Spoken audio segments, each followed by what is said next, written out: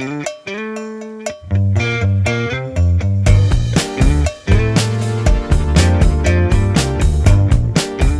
to Unboxing Fulfillment, the modern B2C fulfillment podcast. I'm your host, Chad Rosecca, and in this episode, I'm joined by Dean Maciuba, managing partner at Crossroads Parcel Consulting. Dean, welcome to the podcast.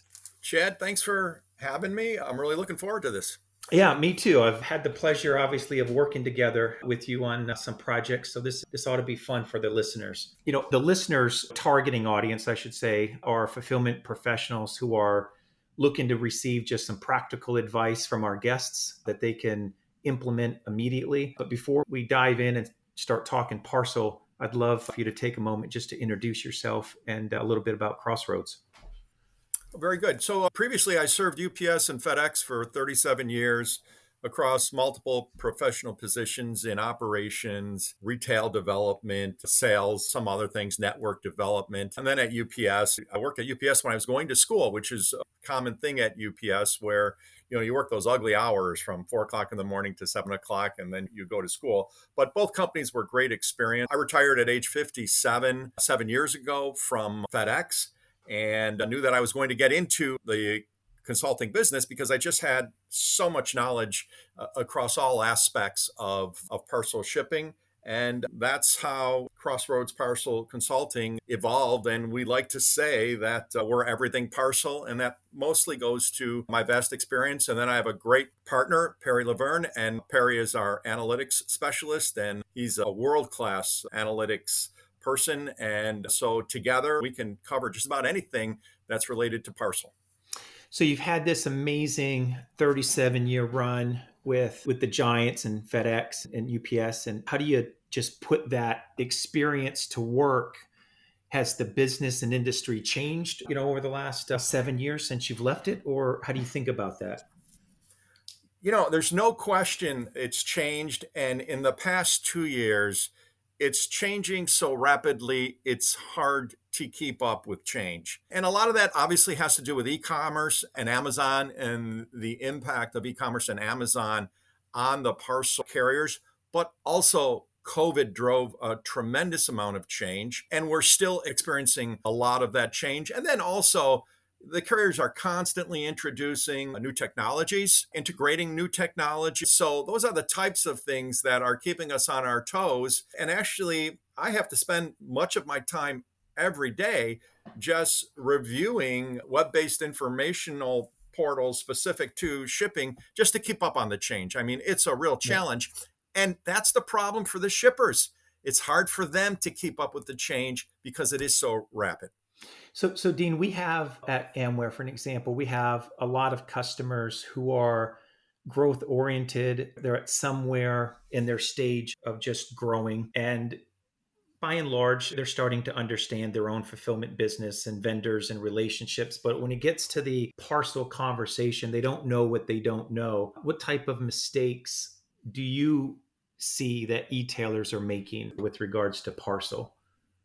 Operationally, it's still pretty basic. Obviously, they have to make sure that their platforms are integrated with the carrier. And that's not really terribly hard. They usually either have technical expertise on staff or they have consultants that do that. So that's not the hard part. Getting the truck to show up on time for the pickup, that's not hard. That's pretty basic stuff. The thing that is really difficult to manage today is pricing and the pricing agreements, the terms and conditions that manage your relationship with the carriers. They've changed dramatically in the last 2 and 3 years. And I'm not going to pick on the carriers because, they're important to me. They're important to you. But the fact is, due to COVID impacted capacity issues and increased costs regarding employee retention and things like that, we're in a dynamic environment for rate increases. And what we're seeing ad hoc new rate increases or surcharge increases during the course of the year. Whereas from a historical standpoint, that never happened. The carriers just raised their rates in January, and it's called the annual rate increase. Well, they're still taking that, but they're also taking additional rate increases. A lot of this also has to do with the focus of Wall Street on FedEx and UPS right now. And obviously they're publicly traded companies and they have to show a certain level of margin to keep their share price up. So between those issues, they're raising rates a lot, and it's really hard for the customers to keep up with that. But more importantly, it's hard for the customers to manage the impact of those rate increases on their business or their profit models until it's too late and they've taken a major hit. So that's where a parcel consultant like myself or my partner Perry come into play, and we help them understand changes immediately when they're announced. But then we also go back and review the terms and conditions of their agreements, and we help them understand what's impacting their pricing and how they can work with their carriers to address that. I think you and I both try to serve our customers in very similar ways, right? We use either the buying power of Amware, or you're using the expertise that you have at Crossroads to really educate these shippers. But going back to kind of the pricing agreements, what parts in the framework do you think that somebody on their own just isn't able to benefit from? There's the general rate increases, there's the accessorials. Where do you think the big opportunities sit within those agreements that shippers are just uneducated about? So clearly, there, and again, this is in the past few years, the carriers are getting a little bit heavy handed on minimum revenue shipping requirements. Yeah. And the language is complicated. And if you don't hit those minimums, it can be significant, the penalties that you have to pay. And there's a lot of reasons for this. We talked about having to drive margin and things like that, and added costs now to do business. But these minimum requirements make it very difficult to change carriers or move some of your business to another carrier. So, through these minimum requirements and also more stringent early termination penalties, shippers are trying to nail down the carrier relationship long term. And that means that you may not have options to change carriers. And if that's the case, then you sure have better gotten a really good deal on the front end that will get you through the term of your agreement. So it's really critical because it's just hard to change carriers given this new environment with minimum requirements and more stringent termination clauses. So you've got to make sure that you get the best deal possible on the front end, or you're stuck with a bad deal for 3, 4, 5 years. Are there secrets? You came out of a major carrier working there in your career. Are there secrets, inside tricks that the carriers possess that we don't know about, that they don't You want know, shippers to know about? the carriers that, the people at the carriers that manage the relationships or manage the pricing, they do this day in and day out for a living. They live in that world. And a company like Amware or any other fulfillment company may want to renegotiate every 2 to 3 years. You're at a huge disadvantage when you go up against the carriers, because that's what they do all the time, the people that you're dealing with. Well, what has this led to? This has led to the shippers or the e-commerce order fulfillment companies, whoever it might be, a direct retailer or someone like yourself who's a fulfillment company. This leads to them having to lean on experts like myself who have all this experience in the space to go ahead and help them through this really difficult process. So you really have, if you don't understand it as a shipper yourself, then you've really got to lean on someone to help you through the process. And then another point I'd like to make is negotiation rounds. You got to be firm, and you really have to be expert in negotiation. And you have to be prepared to go through 5 to 10 counter proposals when the carrier says, that's the best I can do. And then you say, well, that may be the best you can do, but I still need this in this area. You've got to be patient. The process can go on for 2, sometimes 3 months if it's significant volume and revenue. And you've got to stick with it, stick to your guns, and not give up. Now, things are softening up right now. Everyone knows the economy's getting soft. We might go into a recession.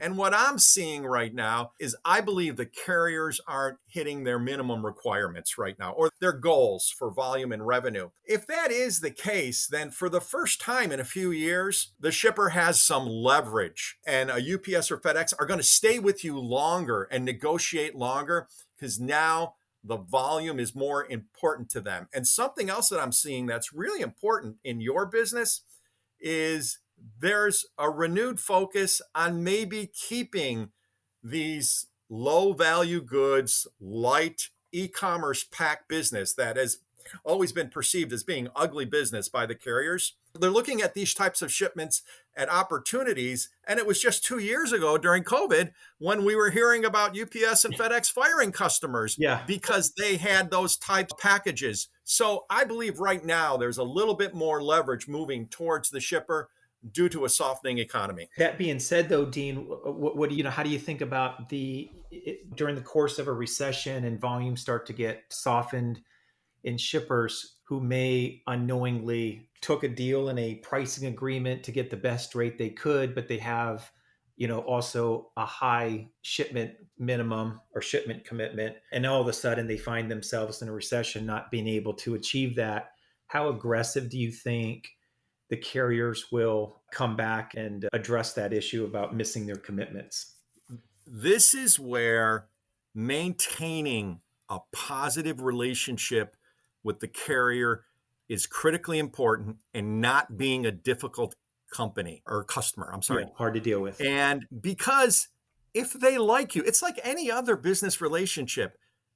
If the carrier thinks that you're good to work with, you're fair, and there's circumstances for you not hitting those minimum requirements, like a severe recession, I would submit to you there are going to be cases where they have the opportunity to institute or request a penalty, but may not go down that path.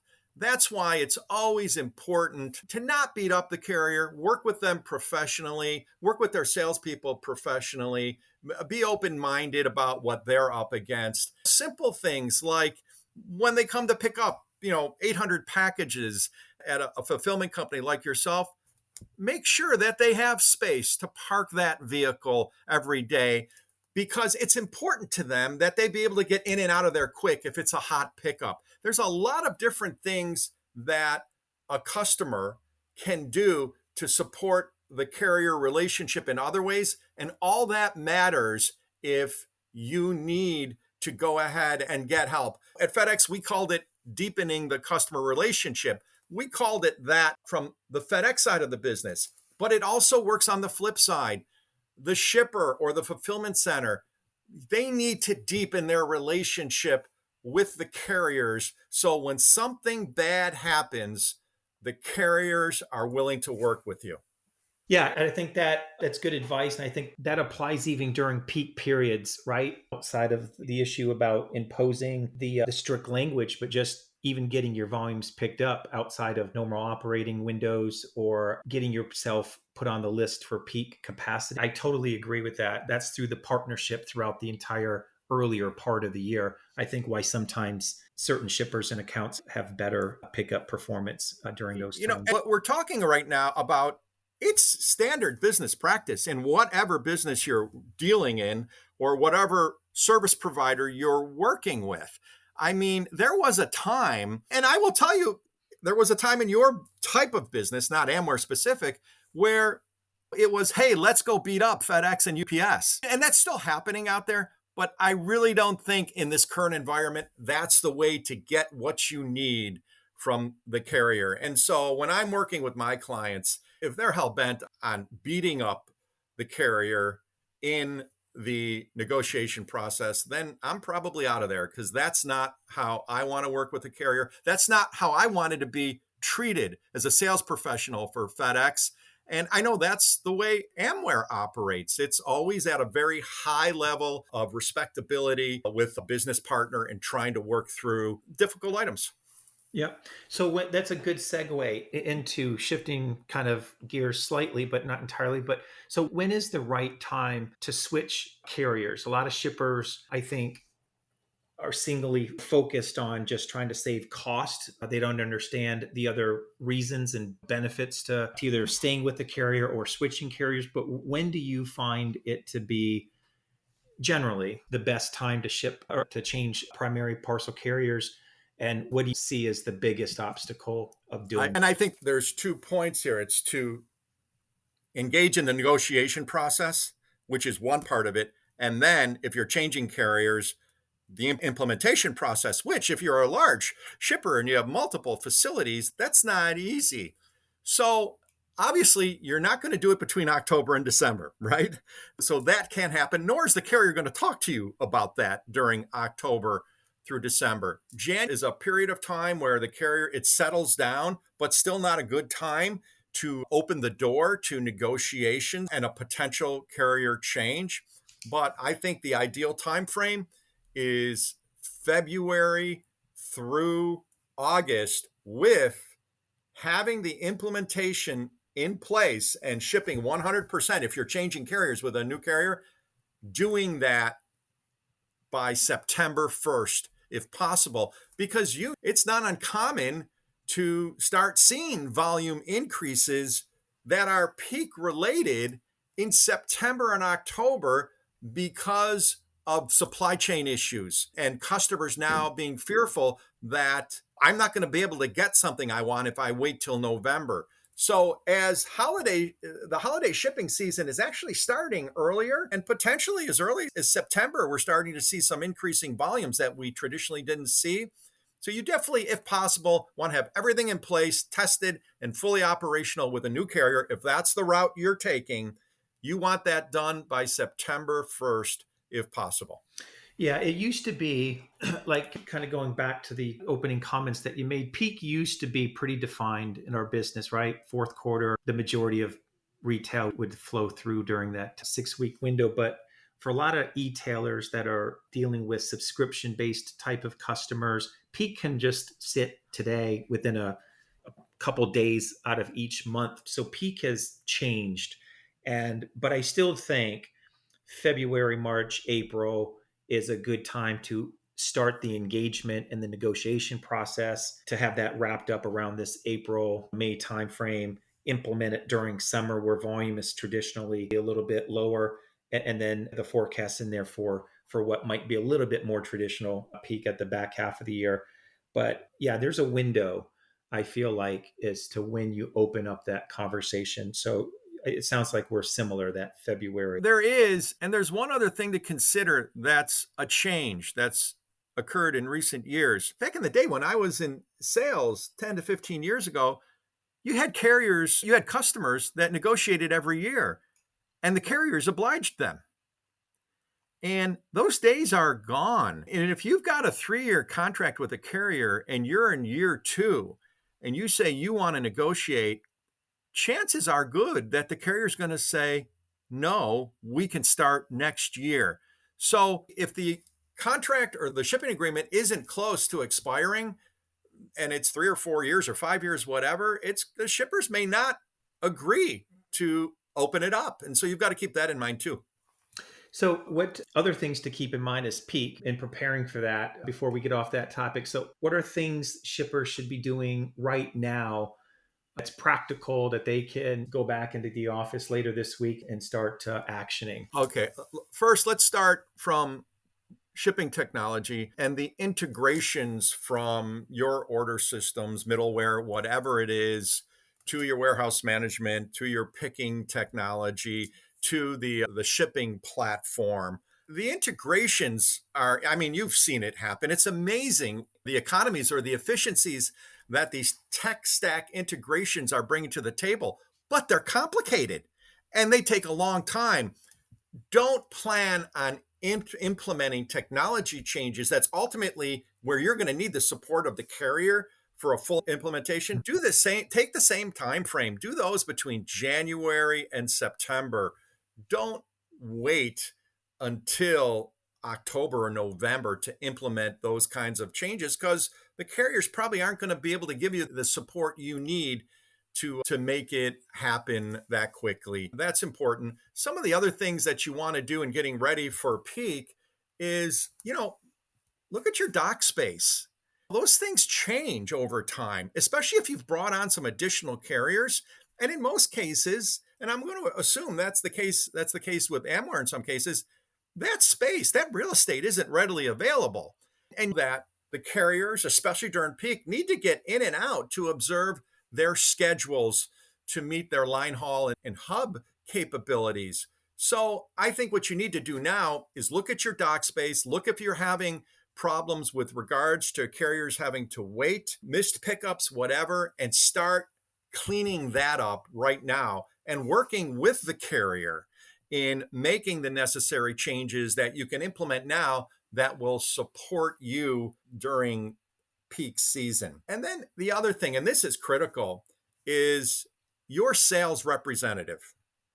Might be a worldwide, might be a district manager from one of the carriers. You never know, depending how big you are and how much they want to protect your business. Establish service, not so much an SLA, but establish special engagement terms during peak season. And then also in writing, in email, they're not going to sign it, establish what your expectations are for the peak season. That way you've got something on paper. And that is, I will tell you that the sales representative or even carrier operations, if they see an email and it says, so an ABC fulfillment company is requesting that you do this and this operationally, that's a little bit different than what we're doing now to support peak volumes, they're probably going to, I know they're going to comply. Now, they may not be able to support everything, but then they're going to get in contact you and say, we can't do that, but are there alternatives? Or here are some alternatives. So you want to communicate with your sales rep. You want to communicate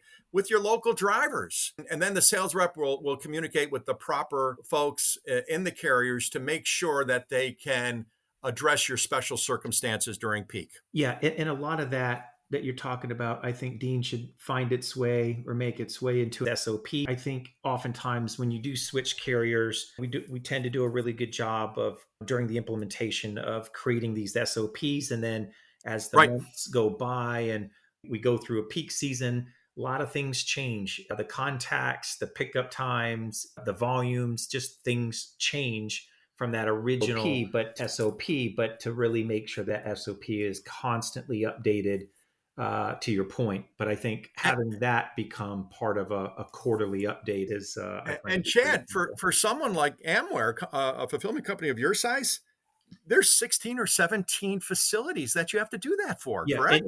that should be also being done quarterly. Correct. Yeah, absolutely. And so you can't wait to the last minute. You've got to be, and can I tell you, these are the little nuances that a shipper or e-commerce order fulfillment organization, this is where they need to pay attention. And what I see is some organizations running too lean and not dedicating the resources to pay attention to the details. And I know that's a fine balance, but the best organizations that fulfill for e-tailers, in my opinion, are the ones that dedicate the necessary resources to manage the details and put these types of programs in place ahead of schedule. And from what I see, I mean, you folks at Amware do just that. Yeah, thank you. Yeah, Dean, I cannot get off this call without asking one question that I know is on the minds of a lot of listeners, which is we're talking about the big carriers, but what about these regional carriers? How have you worked with your clients or any insights into how to strategically use the regional carrier? If you're going to take on a regional carrier responsibility and not give them all your business, and if you want to do that, then you're working with 4 or 5 regional carriers. And that's a big change, okay? If you want to be selective, though, and try and save money in one specific shipment metric, let's say it's oversized, let's say it's something with regards to additional handling, maybe it's packs less than 1 pound. If you have a specific area where you think you don't have a great pricing solution with your current carrier, and if you have enough revenue room to keep within your pricing earn discount thresholds and avoid penalties due to those minimum revenue requirements, if you've got some room there, then that's where you can go ahead and work directly with a regional carrier to save some money. Is it a ton of money? No, but we're saving pennies today, right? I mean, it's competitive out there.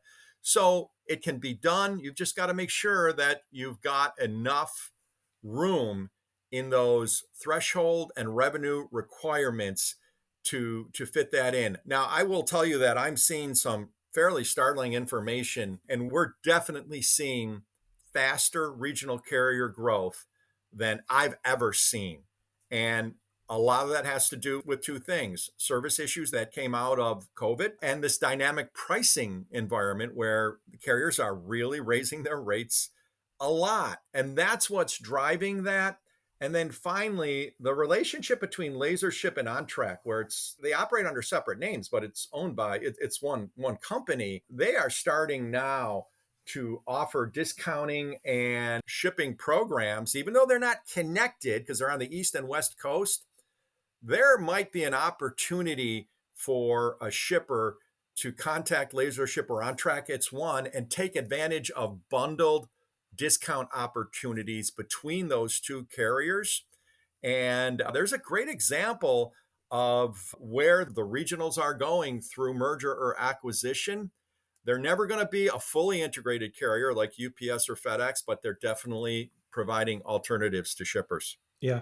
Dean, I feel like this could be probably a five-part partial podcast series as I expected. But listen, I appreciate the time today. For me, listening to you, it's clear it's not one big thing in parcel that reduces a shipper's ability to reduce cost or improve transit or quality enhancements. It's a series of a bunch of little things that lead to that outcome. So I appreciate the insights today. Real quick before we go, where can our listeners go to get in touch with you, Dean, and Crossroads, and or more about your company?